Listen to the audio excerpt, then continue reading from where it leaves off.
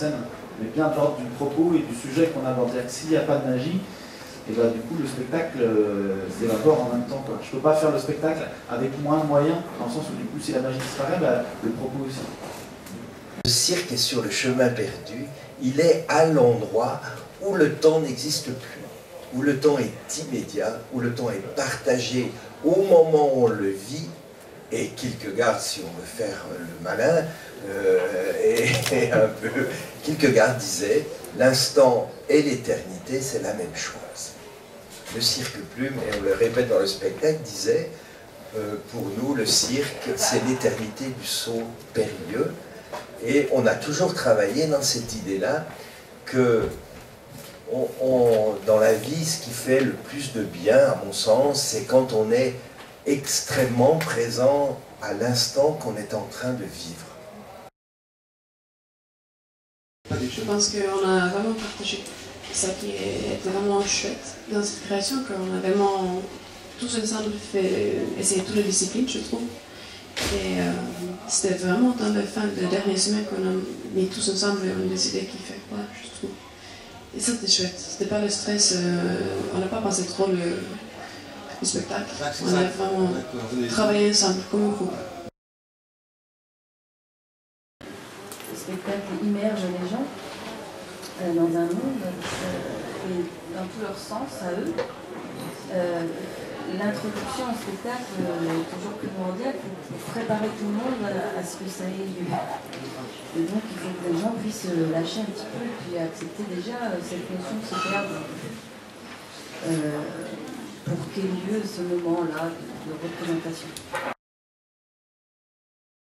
Eh bien, c'est pas évident de répondre parce qu'avec Plaque, on a beaucoup créé au plaisir, à l'instinct, et plutôt comme des enfants, genre bien on joue au cow-boy et aux indiens, ou bien on dirait qu'on serait. Et ça a toujours été comme ça. C'est super intuitif de trouver un langage corporel et jonglé et de s'appuyer sur des choses qui peuvent être expressives, quelle que soit la personne qu'on a en face de nous. Le but du jeu, c'est de pouvoir créer un langage en venant sur le plateau, et l'idée de créer un langage, c'est vraiment pouvoir échanger des choses avec d'autres êtres humains.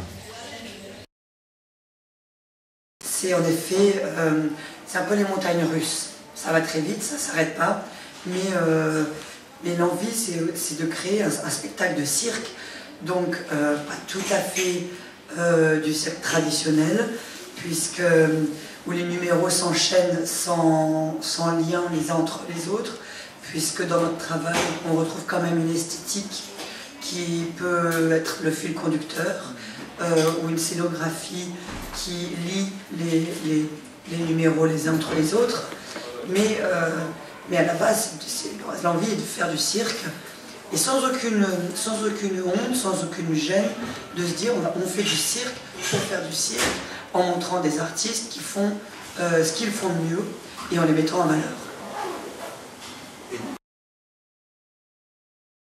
Nous, ça nous intéressait d'aborder un problème contemporain parce qu'on estime que le cirque est aussi une forme de langage. On raconte des choses avec nos corps, avec le spectacle. Et la préoccupation de la compagnie, c'est de remettre l'homme au centre de notre travail et de parler de son rapport au monde. Différentes manières de passer sa nuit. Il y en a qui dorment, il y en a qui ne dorment pas. Il y en a qui rêvent, et il y a des fonctionnements de rêve différents.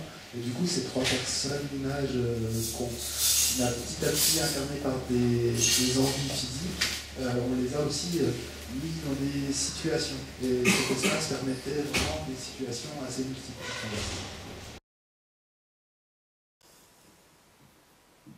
C'est-à-dire qu'il faut que tout le monde, c'est un peu compliqué ces histoires de spectacle, parce qu'il faut, dans le fond, il faut que tout le monde s'épanouisse, tout le monde progresse, tout le monde sent qu'il se nourrit. Faut que ça, pour trouver un équilibre juste, ou une espèce, pour que l'énergie qu'on ressent positive du spectateur, peu importe ce qu'on fait, il faut que voilà, il faut qu'on trouve un endroit où tout le monde s'y retrouve. C'est ça qui est compliqué.